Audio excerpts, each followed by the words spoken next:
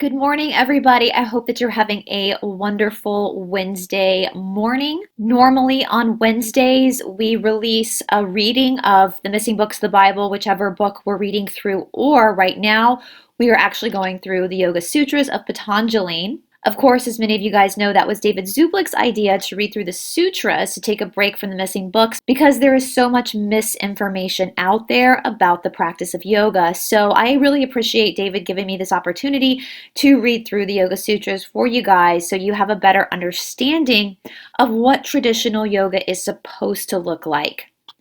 With that being said, we are really ahead on this channel in the reading.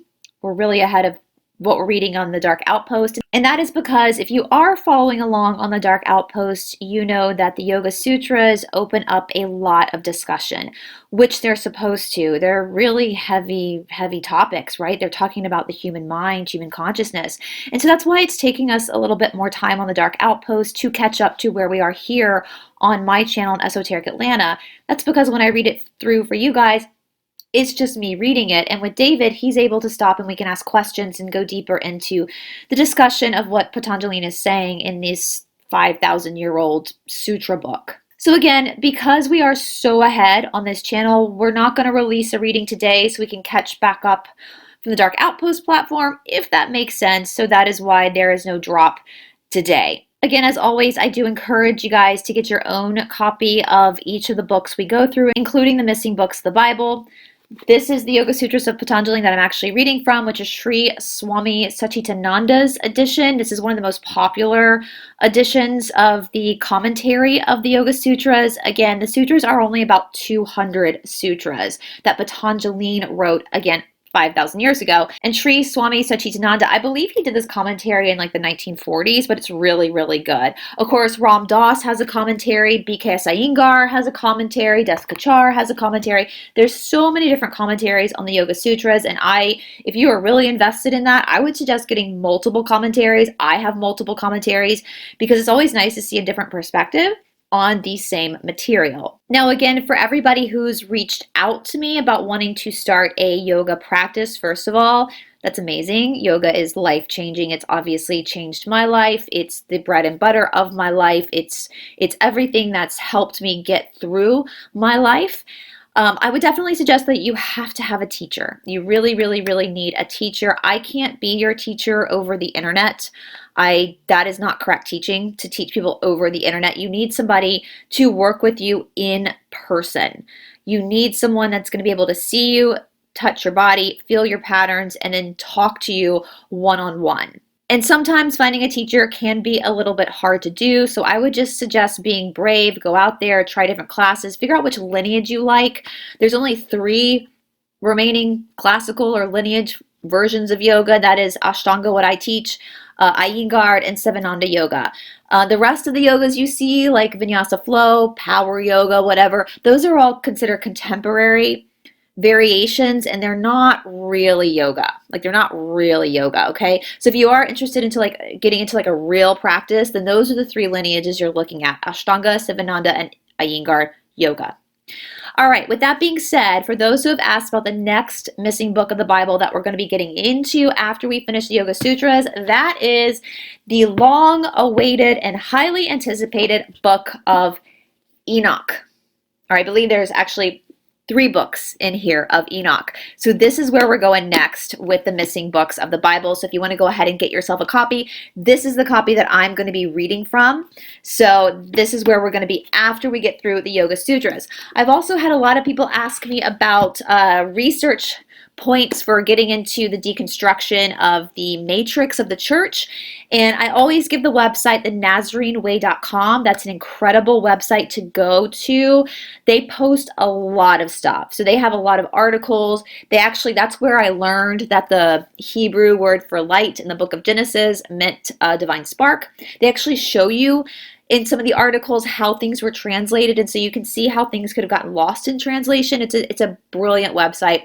And they have many of the missing books of the Bible on their website. So you can get the PDF of, that's where I got the Gospel of the Holy 12 originally, was from their website. So I would highly suggest looking at thenazareneway.com. Now, another great resource is this from Laura Knight, And this is from Paul to Mark, Paleo Christianity. This is a huge book, but I use it, I go through it, and I look at different passages and different research that Laura Knight has done.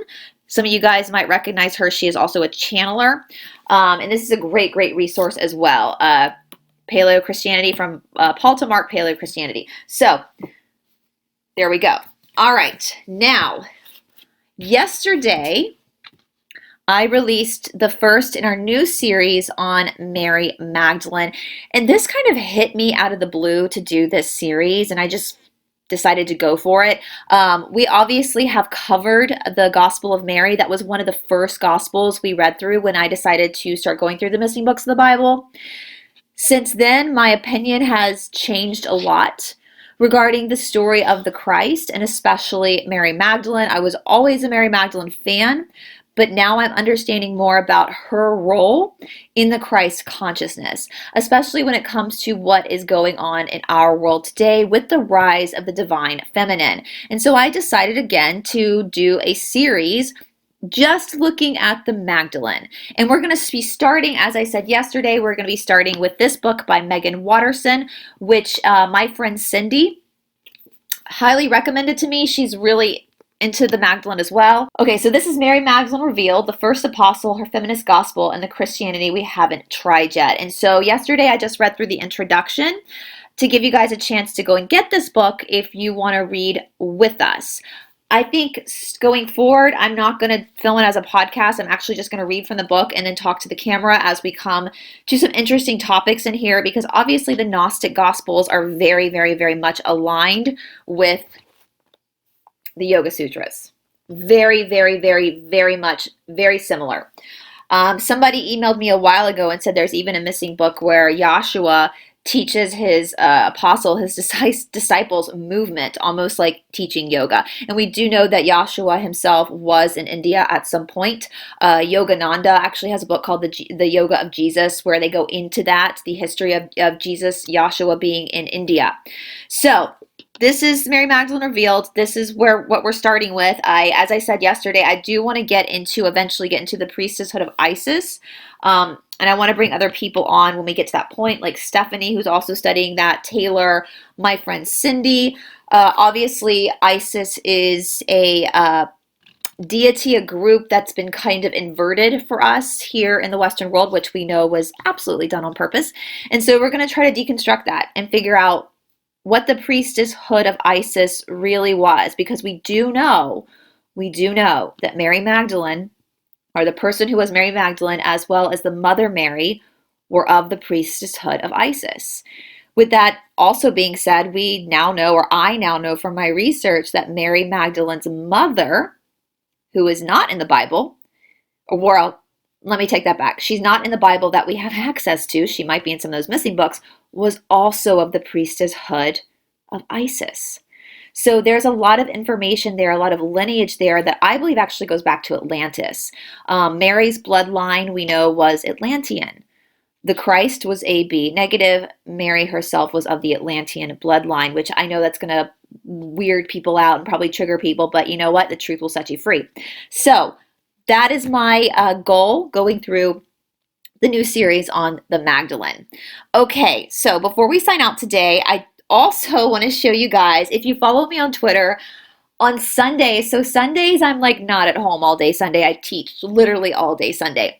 And I got home after teaching and I got a text from my friend Liz from TikTok.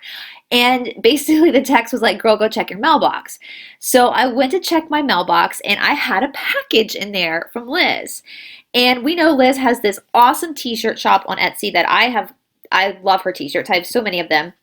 And she had, in the package was a tank top that she had made with my favorite Ram Dass quote, "We are all just walking each other home." However, this isn't a t-shirt. It's a tank top. And y'all know that all the t-shirts I have, I always cut them. I can't stand to feel fabric on my shoulders. Like I feel very claustrophobic, and so I always cut my t-shirts. And so Liz went ahead and just made a tank top. So That is so awesome, guys, and I was so excited to show you all. So I will put a link to her shop down in the description box below because no, in my opinion, no truer words have been stated than we are all just walking each other home.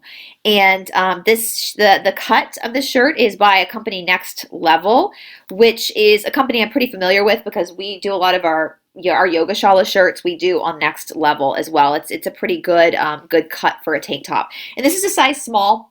So I wear a size small, typically small to extra small. So that's what it looks like. If you like things loose, if you're a woman and you like things loose, I would get a medium. But yes, and they don't really shrink that much. Next Level, they don't typically shrink. So you're pretty good with that. But I'm going to put a link down to that below, you guys. This week, as with every Mercury retrograde, my schedule always gets a little screwed up. It's okay. It is what it is. That's just what happens during Mercury retrograde.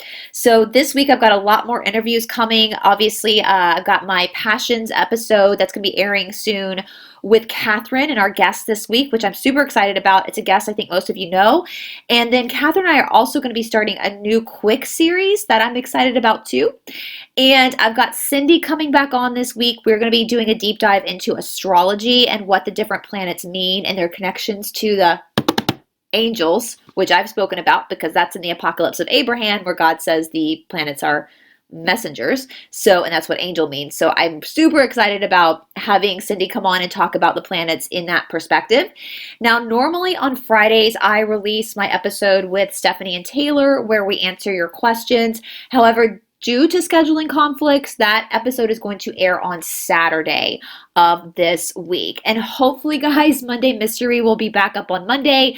I had some issues with my technology, my filming equipment, so we had to actually postpone that until next Monday for the video that was supposed to be released this week. But obviously, you guys know I released an episode with Cheryl instead, which was so fun to film with her. And I'm excited about doing more stuff with her in the future.